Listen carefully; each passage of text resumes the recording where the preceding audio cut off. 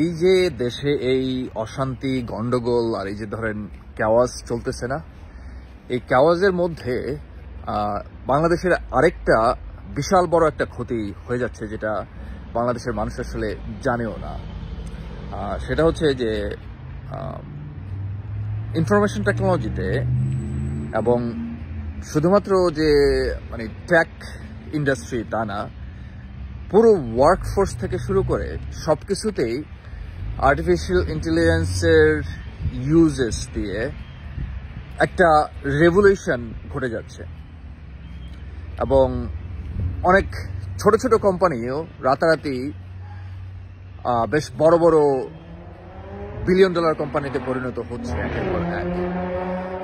Indian অনেক company আছে যারা আসলে এই ফিল্ডটাতে বেশ ভালো কাজ করতেছে, এবং আর্টিফিশিয়াল ইন্টেলিজেন্সের বিষয়গুলো আসলে এমন হয়ে গেছে যখন হচ্ছে আপনার এখন যখন আমরা মুভ করতেছি আর্টিফিশিয়াল জেনারেল ইন্টেলিজেন্সের দিকে, মানে যেখানে আপনার মানে এমন একটা ইন্টেলিজেন্স তৈরি করা যেটা আসলে হিউম্যানের মতো করে কাজ করতে পারবে।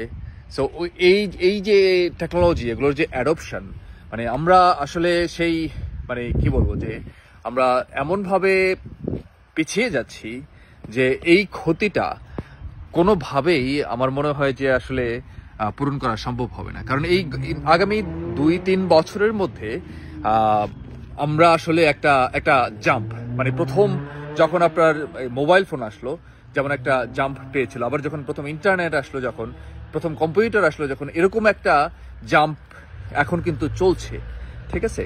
আর সেটাই হচ্ছে যে আর্টিফিশিয়াল ইন্টেলিজেন্স যে অ্যাডপশনটা, মানে সব কিছুতেই। আপনার রিসেন্টলি হয়তো আপনারা শুনছেন যে আপনার ইউএসএ মানে ওদের একটা মানে গভর্নমেন্টের একজন এমপ্লয়ি তার মানে নিজে সে এআই ইউজ করে নিজে একটা টুল বানাইছে। সে আসলে মানে প্রোগ্রামারও না কোনো, ঠিক আছে? তো সেই টুলসটা এখন দেখা গেছে যে প্রায় পুরো গভর্নমেন্টের প্রায় 7,000 ঘন্টার মতো কাজ প্রতি বছর এটা দিয়ে ওরা সেভ করতে পারবে, যে কাজটা সে করছে 45 মিনিটসে। সো মানে এটা হচ্ছে জাস্ট একটা মানে সিম্বল অফ চেঞ্জ ও রেভলিউশন, যেটা মানে আমরা মিস করে যাচ্ছি এত ক্যাওয়াজের মধ্যে।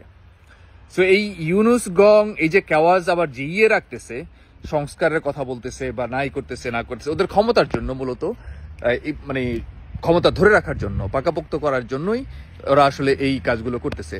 কিন্তু হ্যাঁ, এই ক্ষমতা হয়তো ধরে রাখতে পারবে না, কারণ আলটিমেটলি মানে তাকে ক্ষমতা ছাড়তেই হবে এবং তাদের বিচার হবে, সেটা সবই আমরা জানি। কিন্তু এই যে একটা ক্রুশিয়াল টাইমে একটা নেশন আমাদের মানে আমরা যে একটা ট্র্যাপের মধ্যে পড়লাম, এই ক্ষতিটা মানে এটা নিয়ে আমি মাঝে মাঝে চিন্তা করি যে আপনারা হয়তো জানেন আমার একটা ছোটখাটো সফটওয়্যার টিম আছে।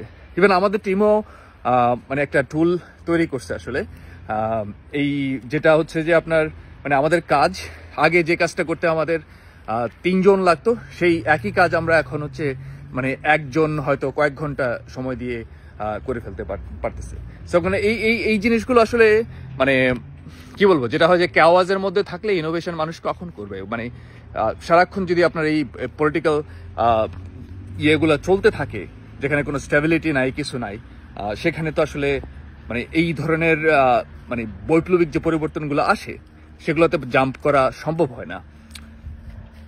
যাই হোক, হঠাৎ করে মনে হলো যে একটু ক্যাজুয়ালি বিষয়টা নিয়ে একটু কথা বলি, কারণ এটা ভাবার মতো বিষয়।